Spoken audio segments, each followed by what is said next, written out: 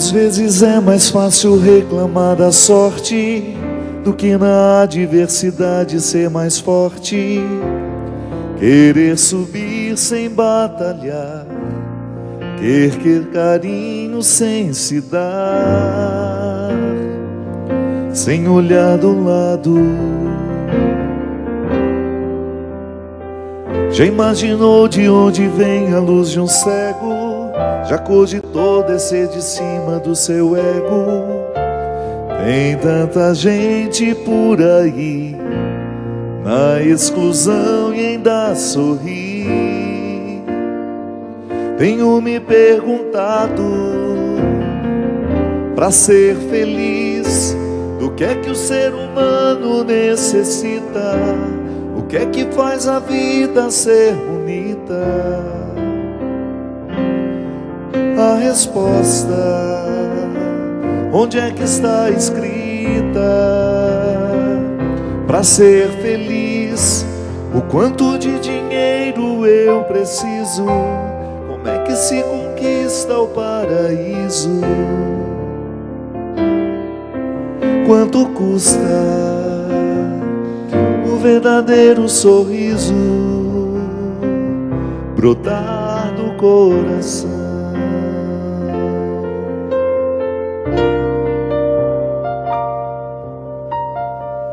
Talvez a chave seja a simplicidade, talvez prestar mais atenção na realidade. Por que não ter como lição o exemplo de superação de tantas pessoas? O tudo às vezes se confunde com nada, no sobe e desce da misteriosa escada, e não tem como calcular. Não é preciso, não é estratégico, né? Não é estratégico para ser feliz. Do que é que o ser humano necessita? O que é que faz a vida ser bonita? A resposta, onde é que está escrita? Para ser feliz, o quanto de dinheiro eu preciso?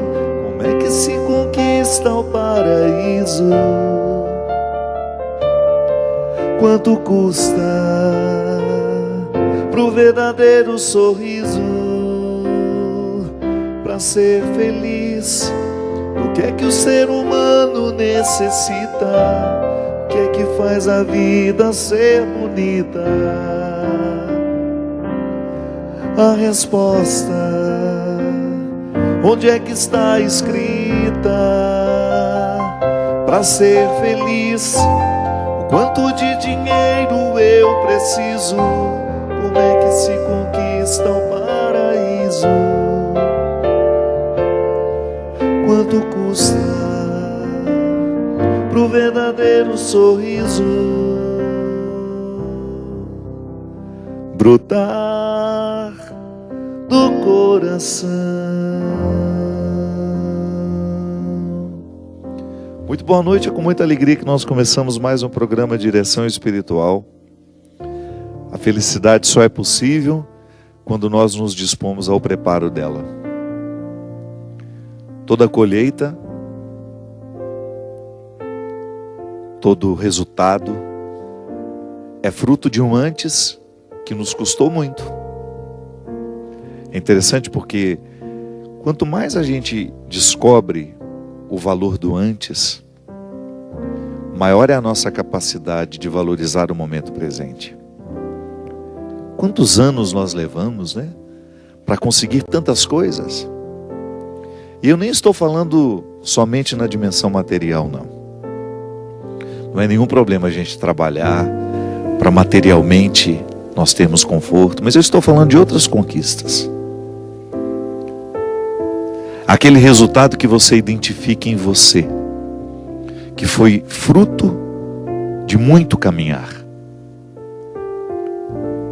A maturidade, né?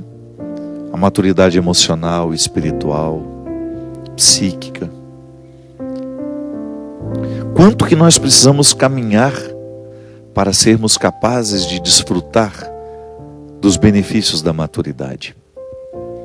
Às vezes eu fico pensando, minha gente, que nada pode ser mais nocivo a nós, nada pode representar um prejuízo maior do que a gente não desfrutar da maturidade. Porque a maturidade é justamente o conforto existencial. Só ela pode nos dar o conforto existencial. Tanto é que nós podemos pensar como a mesma coisa: maturidade e conforto existencial. E o que é isso? O que é o conforto existencial? É quando você percebe que, apesar de você enfrentar conflitos, você desfruta de um equilíbrio interior. Então, enfrenta o conflito com maturidade. Os imaturos sofrem muito mais. A imaturidade é um preço alto que se paga, porque é a partir dela que nós somos egoístas, e sendo egoístas dificultamos muito a nossa realização, porque nós só podemos viver realizados à medida em que nós sabemos partilhar quem somos e o que temos. O imaturo sofre justamente por não compreender o movimento do tempo, as mudanças que a vida traz em cada fase da vida. Essa semana nós começamos a primavera. É tão significativo mudar de estação. Você percebe o movimento do tempo. Em cada estação há uma beleza, mas há também um desconforto. A primavera é a época da beleza, né? Tudo muito florido, mas é também do desconforto para os alérgicos. Cada fase da vida tem as suas belezas e tem também os seus desconfortos. Mas a maturidade nos ensina a perceber o todo que temos nas mãos e desfrutar isso. O imaturo não. O imaturo quer somente aquilo que faz bem, somente a parte boa da história. E sendo assim, acaba se privando do todo da estação. Porque nós crescemos muito quando nós vivemos restrições. Restrições nos educam. E é muito interessante quando nós somos maduros o suficiente para buscarmos livremente restrições que nos educam. Esse é o significado do jejum, por exemplo, da abstinência. Não fazemos porque tem um Deus nos observando e anotando no seu caderninho quanto tempo ficamos sem comer isso, sem comer aquilo, como se Deus fosse um negociador, né? Não. Mas é aquela repercussão dentro de nós. Hoje eu fui capaz de não comer esse doce. Então privei o meu organismo de todos os malefícios do açúcar. Hoje eu fui capaz de não beber este álcool. Hoje eu fui capaz de não fumar esse cigarro. E por aí vai. Sacrifícios que de fato repercutem dentro de nós, né? Primeiro porque educam a nossa vontade e depois porque nos retiram de vícios. Um comportamento vicioso, por exemplo, só é possível à medida em que nós derramamos maturidade sobre a compreensão de que ele nos faz mal. O imaturo é aquele que vai viver o vício de maneira inconsequente e, a partir das inconsequências, dessa maneira inconsequente, machucar uma série de pessoas que vivem ao lado. A imaturidade nos traz muitos prejuízos. Quando somos imaturos, nós não somos capazes de amar. Sim, porque ela nos priva na origem do amor, que é justamente a doação. A imaturidade, ela nos torna ciumentos, e quando nós estamos movidos pelo ciúme, nós não somos capazes de amar o outro com liberdade, e até mesmo afugentamos, que ninguém suporta. Ninguém suporta um amor que prende, um amor que quer para si. Eu tenho uma graça muito grande de ter sido filho de uma mulher que nunca me prendeu a ela. Se é uma coisa que eu admiro na minha mãe, das muitas coisas, né? Eu admiro muito nela. Muitas coisas na história da minha mãe serão eternamente lições de vida para mim. Mas uma questão que sempre me chamou a atenção nela é a liberdade com que ela me ama, com que ela amou os meus irmãos. Nunca quis nos reter para ela. Quando ficava sabendo que eu estava sendo bem tratado num lugar, aquilo a alegrava. Porque às vezes o amor ciumento, né? Ele não quer que o outro faça por você aquilo que só ele quer fazer. Então, quando nós somos ciumentos, nós ficamos privados de viver a pureza do amor. Aí nós vamos incorrer em amores interesseiros, que são muito mais desdobramentos das nossas necessidades do que dos nossos valores. Sim, porque eu posso amar por necessidade. Quando sou movido pelas minhas carências, e posso amar por um valor, que é quando eu não sou movido pelas minhas carências. Há pessoas que se doam porque querem reconhecimento. O tempo todo, a partir de uma linguagem que nem é tão clara, fica pedindo esse reconhecimento. Quando na verdade o movimento do amor deveria ser: passo pela sua vida, faço bem e não volto para trazer a fatura. Claro que quando existe um vínculo de proximidade, o dia a dia entre marido e mulher, mãe e filho, irmãos, amigos, essa reciprocidade é uma resposta, mas nunca feita nunca nascida a partir de uma cobrança. Não, é a gratuidade. O fato, minha gente, é que à medida em que nós vamos amadurecendo, nós vamos alcançando essa liberdade interior. Porque é a partir dela que a gente se faz a autocrítica. Só os livres se criticam. Só o realmente livre é capaz de olhar para si mesmo, perceber os seus equívocos, perceber os seus erros, perceber as suas fragilidades. Não fica colocando obstáculo para chegar ao cerne de sua verdade. Os livres e os que se autocriticam, esses fazem a diferença no mundo. Porque se tornam instrumentos de transformação. Eu acho muito bonito em Jesus que é esse movimento que ele sempre faz na direção do outro para libertá-lo. Pode observar que a palavra de Jesus, ela tinha o poder de provocar no outro um questionamento que libertava, que lhe colocava diante de sua história, diante de seus erros, diante de seu passado, mas também diante de suas possibilidades. Jesus colocava uma palavra que provocava um desassossego e naturalmente encaminhava ali um processo de maturidade. Porque nós crescemos e amadurecemos a partir do momento que nós enfrentamos os nossos desassossegos. Quando eu olho de frente para aquilo que me amedronta, quando eu olho de frente para aquilo que me desinstala, quando eu não tenho medo dos meus conflitos. E esse processo humano é naturalmente religioso. Essa felicidade que essa música fala, o que eu preciso para ser feliz? Eu não tenho dúvida de que o primeiro ponto é buscar diariamente a maturidade emocional, psíquica, afetiva, espiritual. Quando eu vivo essa maturidade espiritual, por exemplo, vamos pegar a dimensão espiritual. Se eu sou imaturo, eu vou estabelecer com Deus uma relação sempre pautada por aquilo que eu quero que Ele me faça. Não tem gratuidade.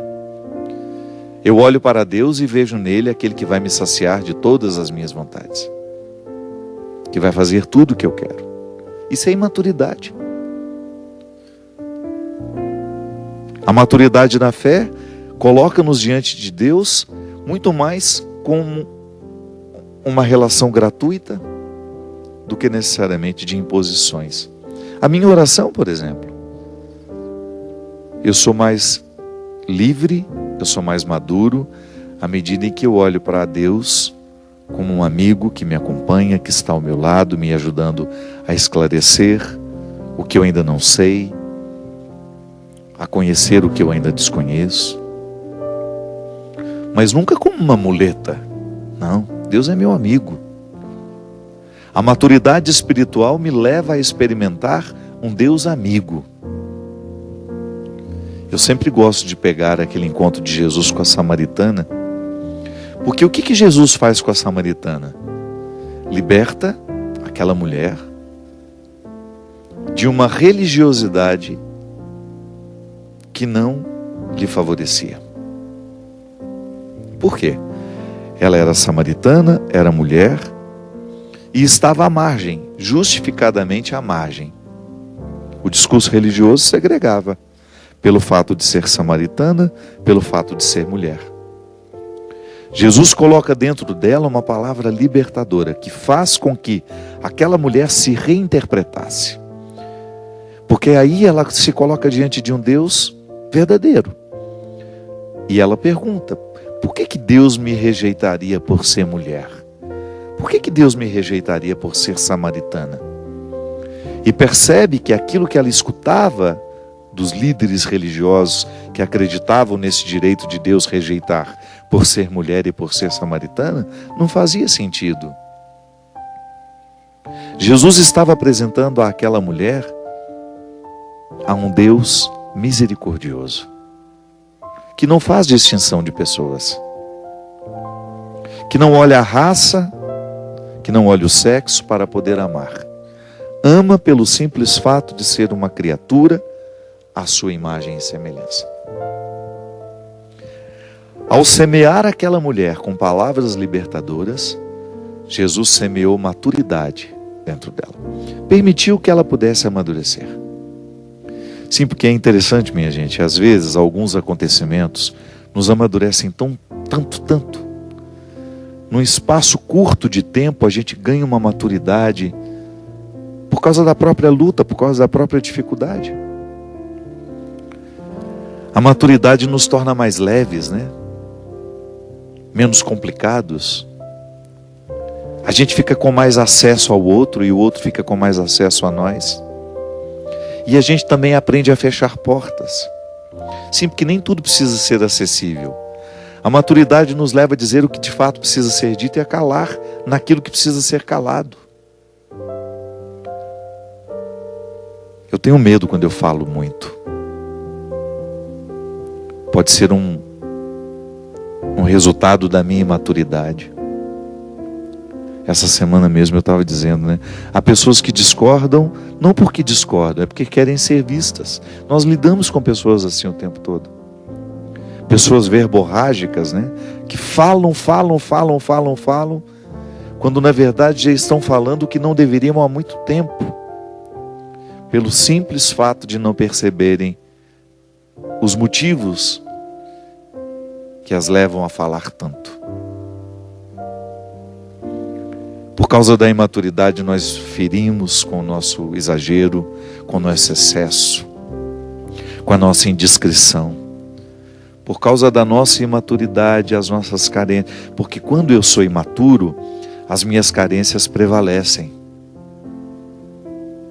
Porque se eu não coloquei na doma, ela vai me domar. Ou eu domino as minhas carências ou elas me dominam. Então muitas vezes eu demonstro a minha imaturidade assim, com os meus excessos. Tudo tem que ser de acordo com a minha vontade, tudo tem que ser de acordo conforme o que eu prescrevi. Eu não posso perder, eu não posso ser contrariado. E não é assim. A vida só é viva a partir do momento que nós temos conflitos, que nós compreendemos a dimensão ácida de tudo o que nos rodeia.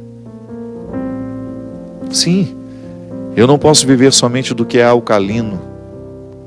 O ácido está ao meu lado. Ele faz parte da minha vida. E embora ele seja a causa do meu envelhecimento e da minha morte, porque é isso, quanto mais nós vamos ficando ácidos, o organismo é assim. Por isso que a gente precisa tomar uma água com pH mais alto, né? Porque ela é mais alcalina. Quando eu jogo um refrigerante, por exemplo, pra você ter uma ideia, o refrigerante é tão ácido, que para você diluir a acidez que ele provoca no seu organismo, você precisa de 20 copos de água para um copo de refrigerante. Estava lendo essa semana e vendo um especialista dizer que o refrigerante é o principal causador de câncer. Porque onde cresce o câncer? Nos ambientes ácidos. As células cancerígenas, elas crescem em ambientes ácidos.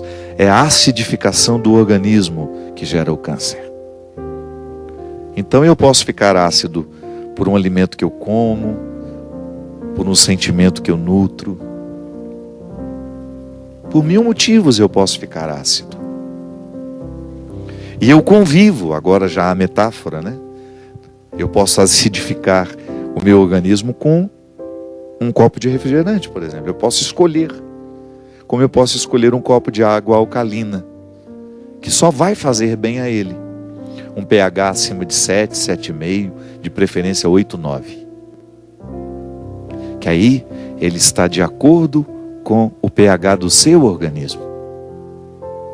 O alcalino é a vida. Quanto mais alcalinos nós estivermos, mais saudáveis nós estaremos. A maturidade emocional, espiritual é a mesma coisa. Então eu também lido com realidades ácidas, pessoas ácidas, situações ácidas. Mas eu posso alcalinizá-la. Alcalinizá-las são situações, são pessoas. Ou então coloco um filtro para que isso não venha morar dentro de mim. Opiniões, por exemplo. O imaturo absorve todas as opiniões. O maturo ouve e é capaz de absorver aquela que de fato importa. Isso aqui é contrário ao que eu penso, mas me ajuda a crescer. O imaturo não. O imaturo absorve tudo. A maturidade nos permite um filtro, nos coloca um filtro, e a partir dele nós vamos selecionando o que queremos para nós. Gente, isso serve para tudo. Pessoas, situações, pensamentos, palavras, imagens. O mundo está ao meu redor. Eu tenho 1000 coisas para ver. A minha televisão está lá com 300 canais. O que eu quero ver? O que eu vou permitir que entre? Que venha fazer parte dos meus sentimentos? Que venha fazer parte dos meus pensamentos?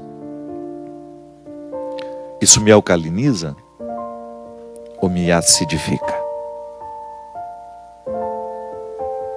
A palavra que hoje eu escolho dormir com ela é uma palavra alcalina ou é uma palavra ácida? O alimento que eu vou escolher comer hoje, antes de dormir, se eu for ainda comer alguma coisa, ele me trará benefícios ou ele me trará malefícios? Essa escolha, minha gente, passa pela nossa maturidade. Por isso que não existe uma pessoa realmente realizada fora do processo da maturação. A maturidade é o veículo que nos conduz à realização humana. E se você quiser chamar a realização humana de felicidade ou felicidade de realização humana, não tem problema. Eu pessoalmente gosto mais da expressão realizado do que feliz. Porque dentro do nosso imaginário, muitas vezes, felicidade não comporta a tristeza, e não é bem assim. Eu posso muito bem ser um homem feliz, tendo problemas na vida. Então, dentro do imaginário popular, feliz é aquele que não tem problema, não é bem assim. Eu posso ser um homem feliz, tendo muitos problemas todos os dias. Porque a felicidade é o conforto existencial. É eu me sentir bem em mim. É eu me sentir bem enfrentando os problemas que eu enfrento, experimentando as alegrias que me alegram. Sim, é eu saber que apesar de estar difícil, eu estou no eixo correto.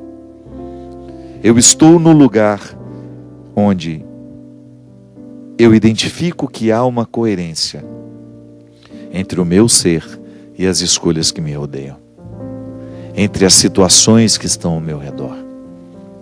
Coerência, uma palavra que também nos ajuda a entender a realização. Para eu estar realizado, eu preciso estar na coerência. Isso é, as situações que estão me envolvendo estão de acordo com aquilo que eu sou, com aquilo que eu espero, com aquilo que eu quero para mim. E isso só é possível no exercício da maturidade. Se eu não sou um homem maduro, é possível que eu passe uma vida inteira na incoerência, sem perceber ou sem articular nada para que isso seja modificado. Nunca perde aquele que opta por amadurecer. Nós vamos para um rápido intervalo e a gente volta já já com o programa Direção Espiritual.